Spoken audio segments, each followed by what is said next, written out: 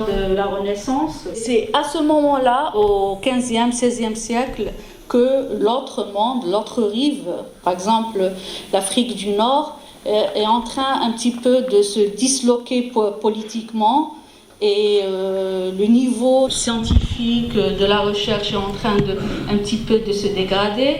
Et c'est là où on voit l'émergence des zawiyas, du soufisme, pas dans le soufisme d'Ibn Arabi, de Hallaj, qui a une portée très abstraite, plutôt un soufisme de Toroq qui reprend la magnification dont parlait justement Max Weber. Donc pourquoi chez Max Weber, justement, pour retourner justement au monde arabe, pourquoi chez Max Weber le protestantisme puritain représente vraiment la phase finale de la sécularisation? C'est tout simplement parce que, nous dit Weber, toute magie était devenue ici diabolique et seul ce qui était éthiquement rationnel conservait une valeur religieuse. Et c'est justement cette magie-là qui est devenue diabolique que le protestantisme essayait de quitter, hein, de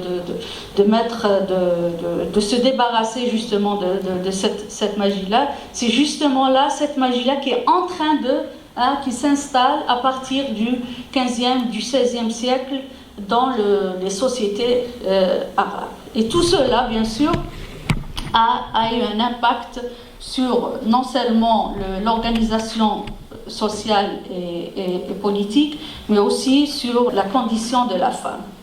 Donc c'est à partir du 19e siècle que le monde arabe essayait de sortir de cette magnification qui commençait à bien s'installer, et c'est là où on a eu le mouvement de Nahda, bien sûr, avec Qasim Amin, avec son grand texte Libérer la femme, Tahrir al-Mar'a, c'est un texte essentiel où il demande à la femme arabe justement de déchirer son voile et de sortir, d'exister et tout. Et d'ailleurs, les textes étaient vraiment, c'est-à-dire ce qu'a écrit Mohamed Abdou sur la polygamie, pour interdire la polygamie, pour revoir ce qu'a écrit Qasim Amin sur la question du voile, justement, ce qu'a écrit Nusra Fahmy aussi en essayant de revoir l'islam, les ancêtres, et comment beaucoup de textes de charia étaient surtout une